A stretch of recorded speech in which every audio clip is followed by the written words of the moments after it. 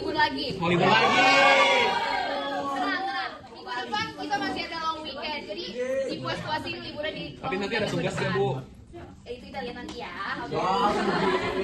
Oke, sebelum kita mulai pelajarannya, Ibu pengen cek kehadiran dulu untuk ketua kelas atau sekretarisnya. Apakah hari ini masuk semua atau ada yang izin?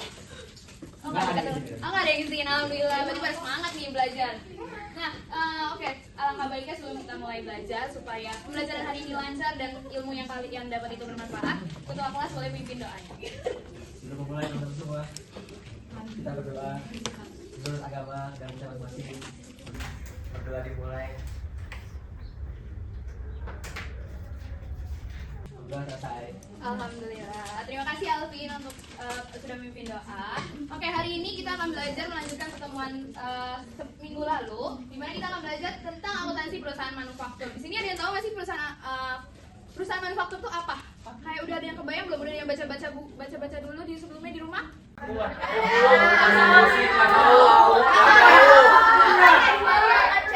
Bisa berdengar, Bu. Oke, sebelum masuk materi nih, yang diharapkan sama ibu bapak guru di sini adalah kalian mampu menjelaskan pengertian perusahaan manufaktur dengan tepat. Kemudian, siswa mampu mengidentifikasi karakteristik dan tujuan perusahaan manufaktur secara lengkap. Siswa mampu membedakan perusahaan manufaktur, dagang dan jasa dengan sistematis. Siswa mampu menjelaskan proses kegiatan perusahaan manufaktur secara runtut. Ayo yang di belakang kita fokus dulu ya. Aduh, kontrol mulutnya yang belakang nih. Kemudian, siswa mampu memberikan contoh perusahaan manufaktur dalam kehidupan sehari-hari secara relevan. Siswa mampu mengklasifikasikan biaya berdasarkan sifat, kemudian fungsi dan periode manfaat secara tepat. Dan yang terakhir, siswa mampu menganalisis perbedaan jenis-jenis biaya berdasarkan karakteristiknya dengan benar. Nah, sebelum kita masuk materi, ada satu video yang harus kalian tonton dulu. Nah, di video ini ibu mau kalian perhatiin proses apa sih sebenarnya yang terjadi di video ini.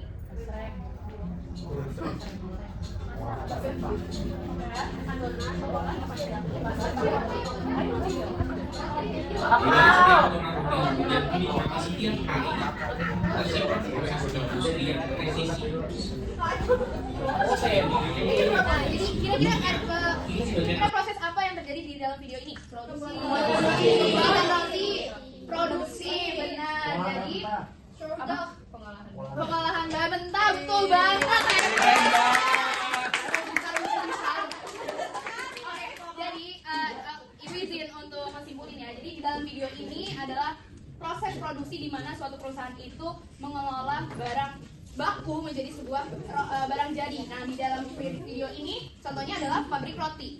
Nah, proses yang kegiatan yang dilakukan yang ada di video ini kita sebut dalam akuntansi adalah sebagai perusahaan manufaktur. Di mana perusahaan manufaktur itu adalah perusahaan yang kegiatan utamanya itu mengelola bahan baku menjadi sebuah barang jadi dalam melalui serangkaian proses produksi dalam skala besar biasanya. Nah, kemudian ketika barang jadi itu barang baku yang diolah itu sudah jadi, itu akan dijual kepada konsumen untuk mendapatkan laba bagi perusahaan. Nah, contoh dari perusahaan manufaktur sendiri itu nggak cuma dari makanan aja ya teman-teman.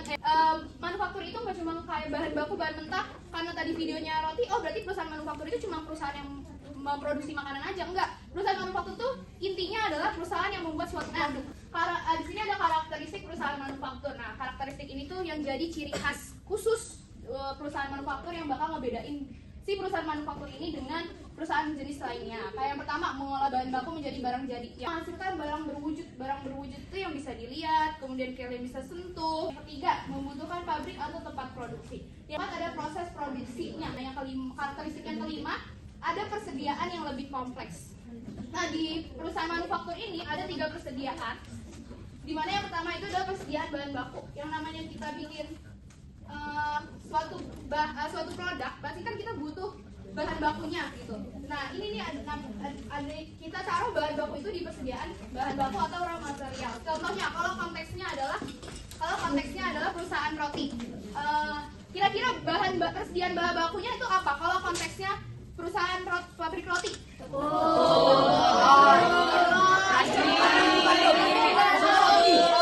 Selanjutnya adalah menggunakan biaya produksi. Nah, yang namanya proses produksi pasti kan kita kan pasti beli bahan, terus gaji tenaga kerja. Nah, itu yang dinamakan biaya produksi lagi. Nah, yang namanya kita bikin perusahaan pasti kan ada tujuan yang pengen kita capai, benar kan? Benar nggak? Benar. Tujuan utama dari perusahaan produksi ini adalah menghasilkan menghasilkan produk dengan kualitas tinggi, biaya efisien, dan memenuhi permintaan pasar. Nah, selain itu ada tujuan-tujuan lainnya kayak menciptakan nilai tambah dari proses produksi. Itu maksudnya adalah ketika bahan baku itu kan kalau kita beli bahan baku harganya cuma 500 perak misalnya. Ketika kita udah olah dan kita jadikan bahan jadi, ternyata harganya bisa 10.000 satu produknya. Berarti kan itu kita menciptakan nilai tambah dari proses produksi. Kemudian yang kedua mencapai efisiensi biaya produksi, di mana perusahaan itu pasti pengennya biaya yang dikeluarkan dikit tapi kualitas yang dihasilkan harus lebih bagus. Yang ketiga memenuhi kebutuhan konsumen. Yang kelima adalah membuka lapangan kerja dan mendorong pertumbuhan ekonomi. Apa sih perbedaannya sebenarnya dari perusahaan manufaktur, terus perusahaan dagang, perusahaan jasa? Oke, dari kegiatan utamanya, perusahaan manufaktur kan udah ketahuan ya, berarti mengolah bahan baku jadi bahan jadi. Kalau perusahaan dagang apa, Alvin? Membeli dan menjual kembali barang. Betul. Oke, baik anak-anak. Masih pada fokus nggak? Udah fokus banget. Oke, tadi materi sebelumnya sudah dibahas oleh Ibu Faras. Nah, sekarang Ibu akan lanjut kepada materi proses kegiatan pada perusahaan manufaktur. Nah, baik. Jadi seperti yang anak-anak sudah ketahui, bahwa perusahaan manufaktur itu adalah perusahaan yang kegiatannya adalah mengolah bahan mentah atau bahan baku menjadi barang jadi. Berbeda halnya dengan perusahaan dagang yang sudah pernah kita bahas di pekan lalu, yang dimana tuh perusahaan dagang hanya mempunyai dua kegiatan. Yang pertama itu membeli dan menjual barang, seperti itu. Namun beda kalau di perusahaan manufaktur itu terdapat satu kegiatan lagi, yaitu proses produksi. Itulah yang membedakan perusahaan dagang dan perusahaan manufaktur. Nah, di sini ada 7 tahap dalam proses kegiatan perusahaan manufaktur. Ibu akan jelaskan dulu dari awal, yaitu pembelian bahan baku. Jadi, ketika kita mau memproduksi suatu barang, itu tentu saja kita harus membeli bahan bakunya terlebih dahulu. Contohnya yang sudah tadi Ibu Faras jelaskan, kalau misalnya di pabrik roti apa aja tuh bahan bakunya?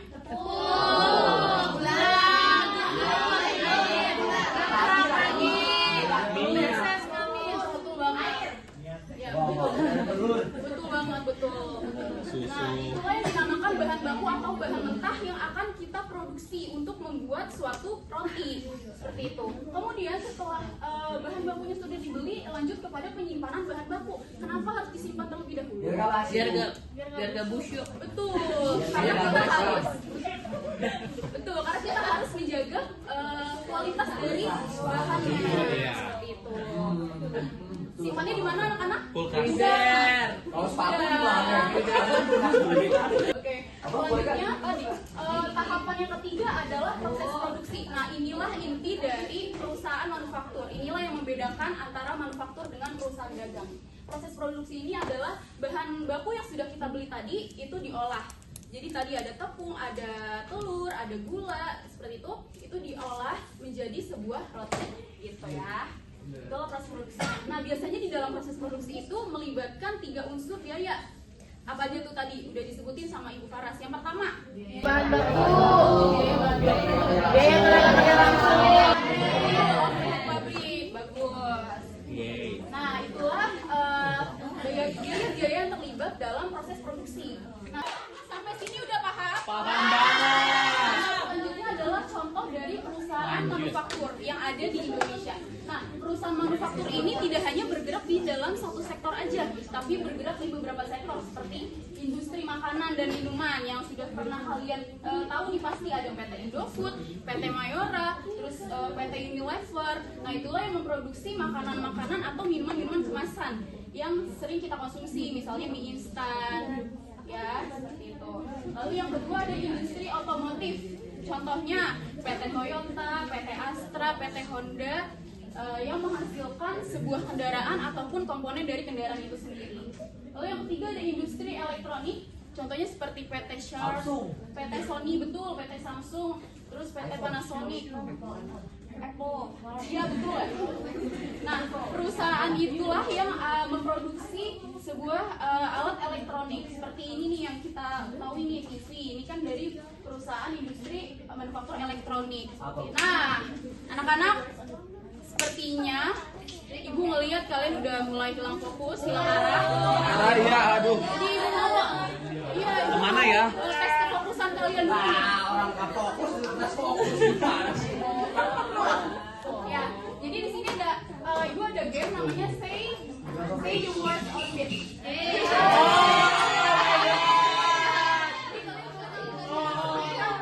Sesuai dengan beatnya. Oke, bahasa Indonesia aja. Iya. Bareng-bareng.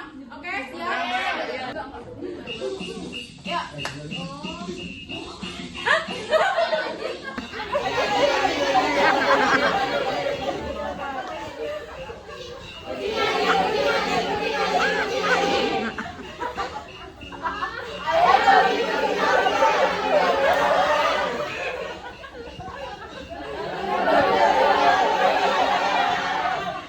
Aduh, ngawur.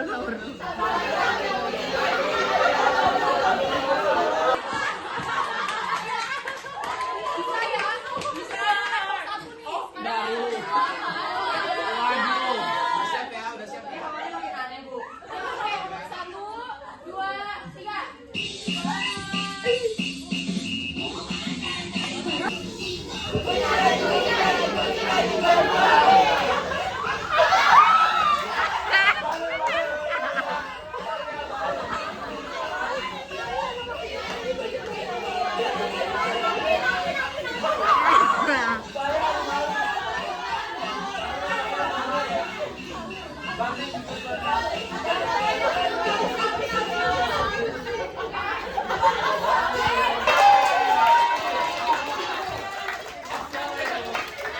Oke, udah fokus, sudah bisa diperhatikan.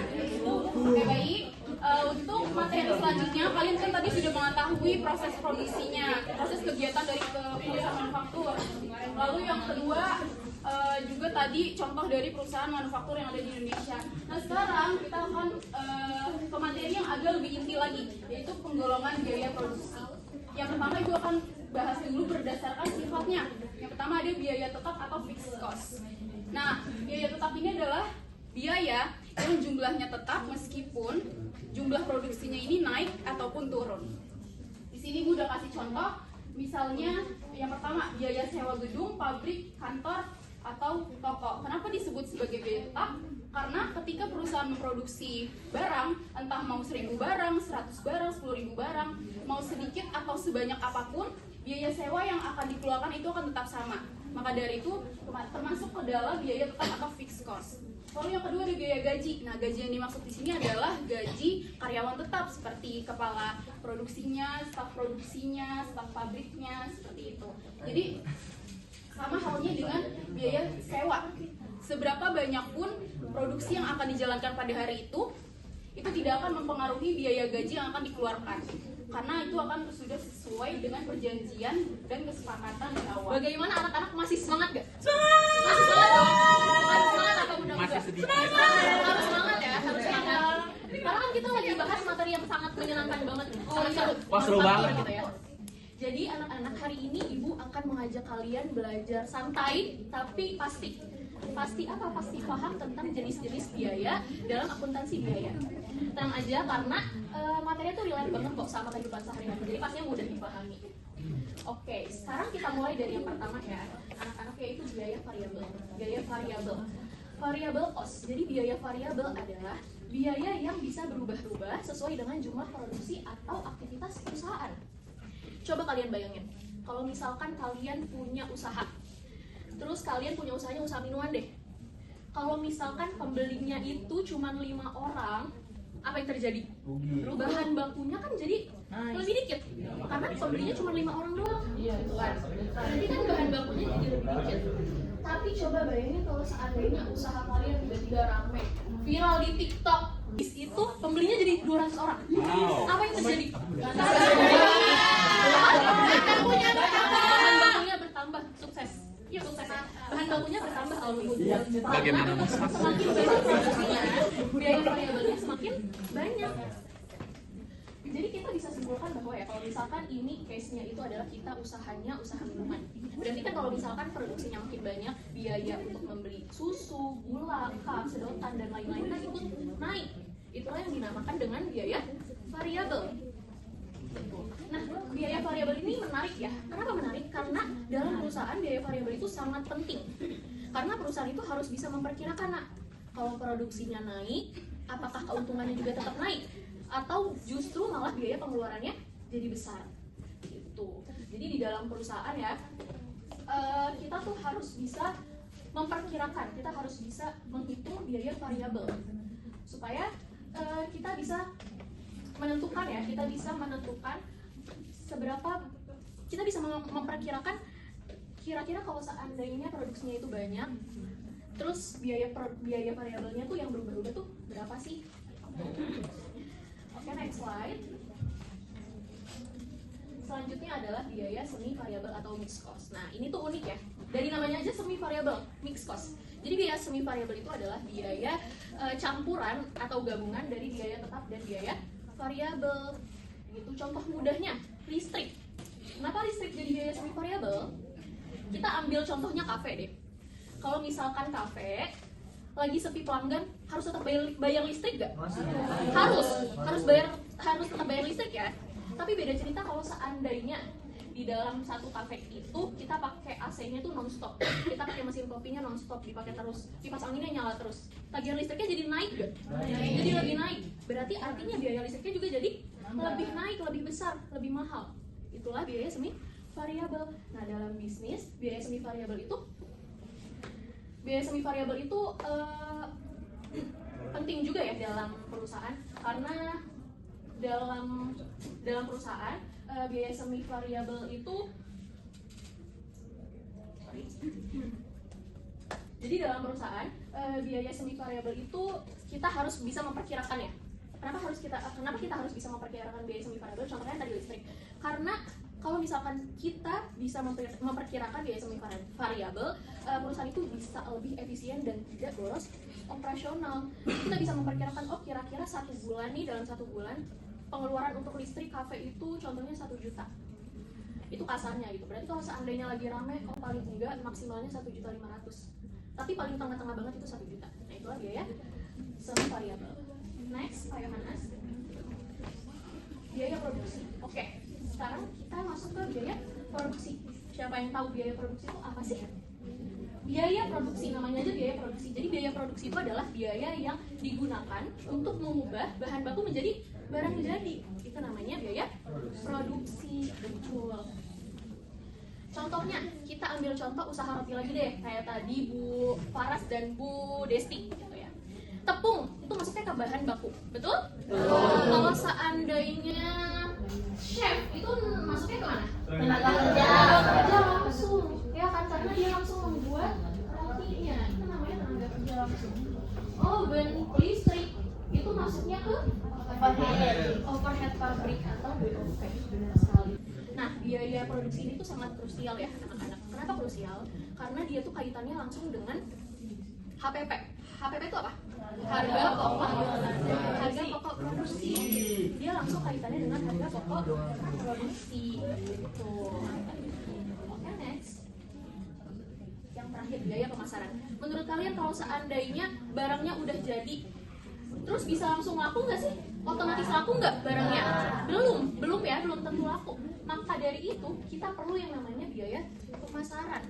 Biaya pemasaran itu adalah biaya yang dikeluarkan oleh perusahaan untuk mengenalkan produk kita kepada konsumen. Mengenalkan produk kita kepada konsumen. Di era digital seperti sekarang ini anak-anak, kadang kita itu beli barang, check out barang bukan karena kebutuhan, benar apa enggak? Benar. Tapi karena sering lihat di TikTok, karena FOMO, karena lucu, benar apa betul? Betul ya?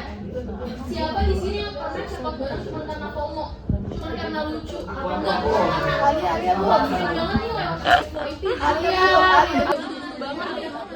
Banyak ya. Artinya secara nggak langsung anak-anak, strategi pemasaran mereka itu berhasil.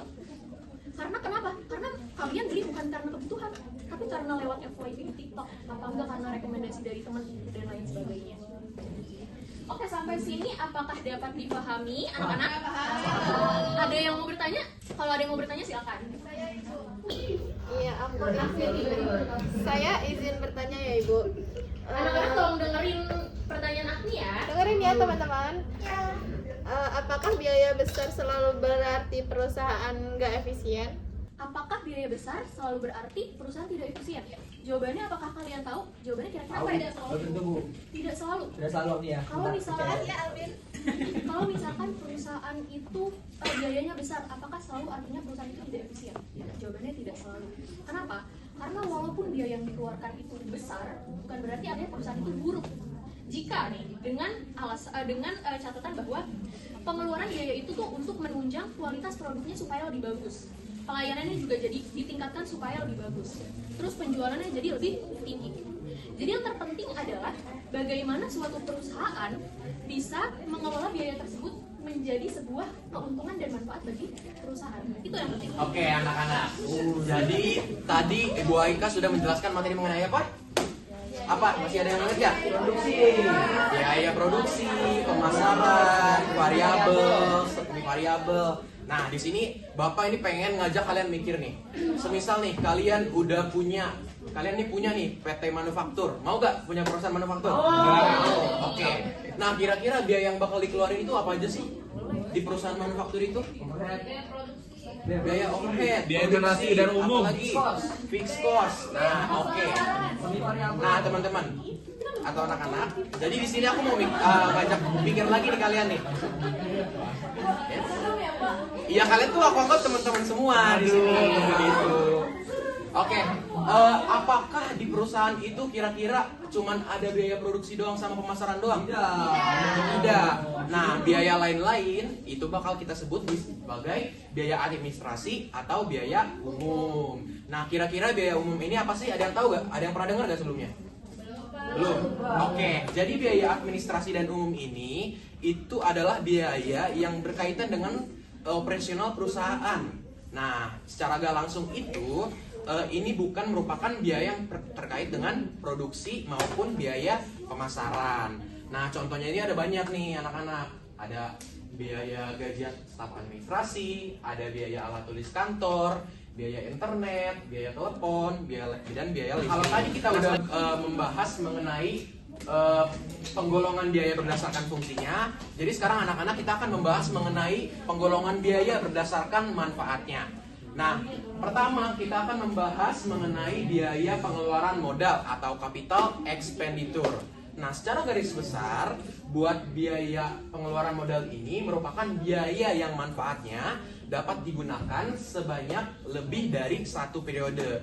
Nah, ada juga ciri-cirinya di sini.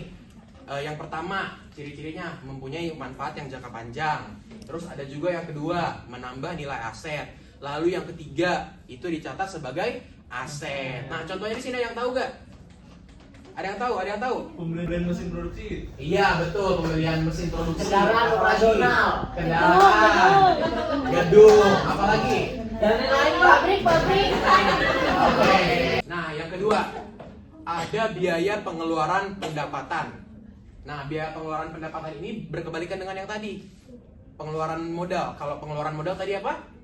Jangka panjang. Kalau di pengeluaran pendapatan ini adalah jangka pendek. Nah, karena ini jangka pendek, itu digunakan untuk mendukung kegiatan operasional sehari-hari. Contohnya apa? Gaji pegawai. Iya, ada lagi? Dan yang lain Pak.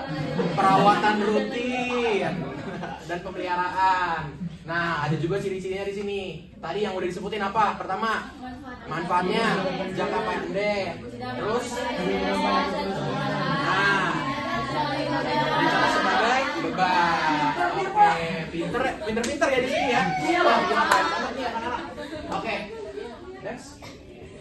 Nah, karena tadi udah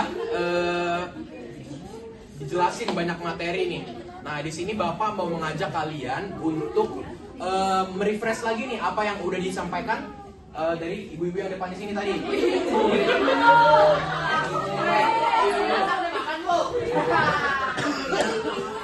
di sini yang udah disampaikan tadi ya. Nah, oke. Kita di sini akan sama-sama berpikir kritis. Oke. Jadi Bapak di sini akan mengajak kalian untuk melakukan studi kasus. Namun sebelumnya, Bapak ini mau bagi kelas ini dari menjadi 3 kelompok lah ya. Jadi yang sebelah sini kelompok 1, yang di tengah kelompok 2, yang di sini sebelah sini kelompok 3. Oke. Mungkin langsung aja ya ke studi kasusnya ya. Soalnya udah terpampang. Soalnya bisa lihat di layar kalian nih di sini. Ada yang udah dapat? Kelompok mana yang udah dapat? Belum, sabar.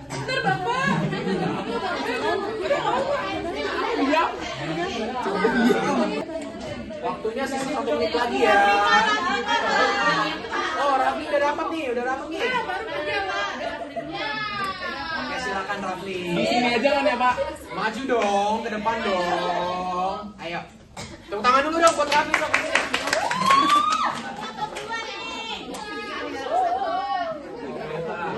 Di sini ada kan jenis biaya macam-macam sih Pak. Ada biaya tadi bahan baku, biaya iklan, biaya listrik, biaya gaji, biaya perawatan, biaya sewa. Nah, yang aku udah kerjain sama kelompok aku yang hebat ini ada berdasarkan sifat, fungsi dan juga manfaat ya Pak. Nah, untuk pembelian mesin, untuk apa tadi yang pertama? Oh ya, pembelian mesin yang 120 juta itu, kalau berdasarkan sifat itu biayanya biaya tetap, berdasarkan fungsi itu biaya produksi, dan periode manfaatnya itu capital expenditure. Kemudian, untuk biaya bahan baku gula air sebesar 15 juta itu berdasarkan sifat biaya variabel, berdasarkan fungsinya biaya produksi, dan periode manfaat itu revenue expenditure. Kemudian selanjutnya ada iklan di media sosial sebesar 2.500.000 itu masuk ke berdasarkan sifat itu biaya tetap. Kemudian, tapi sebenarnya nggak tentu Pak. Menurut kelompok saya juga dari situ bingung karena apa ya? Tadi apa? Biaya iklan di sini kan kalau misalnya dia sudah per tahun otomatis dia masuk biaya tetap. Tapi tadi ada juga yang bilang biaya variabel karena tergantung perubahannya juga untuk sifatnya. Kemudian itu untuk klasifikasi berdasarkan sifat, fungsi dan juga manfaat. Oke. Oke, jawaban Rafli ini udah betul banget ya teman-teman saya anak semua. Jadi jawabannya tadi keren banget ya dari Rafli ini. Emang kelihatan banget sih suara berprestasi ya.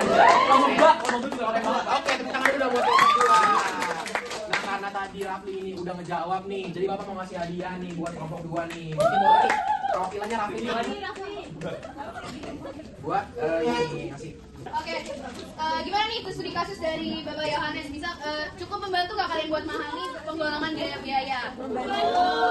Oke, alhamdulillah ya karena cukup membantu. Nah, karena kita udah di penghujung materi kelas, Ibu mau minta salah satu dari kalian yang siapa yang berani menyimpulkan materi apa yang diajarin oleh Ibu Bapak Guru hari ini? Ada yang mau angkat tangan?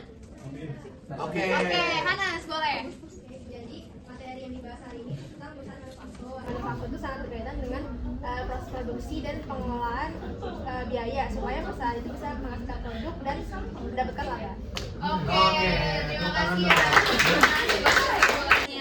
Udah benar banget karena secara keseluruhan ya berarti perusahaan manufaktur itu adalah perusahaan yang mengolah produk menjadi produk jadi. Oke, sebelum mengakhiri kelas ini, Ibu ada tugas tambahan buat kalian sebagai catatan untuk bahan ulangan. Ibu minta kalian membuat catatan di buku tulis dengan bahasa kalian sendiri tentang materi hari ini, kemudian dikumpulkan di meja Ibu besok di ruang guru dong.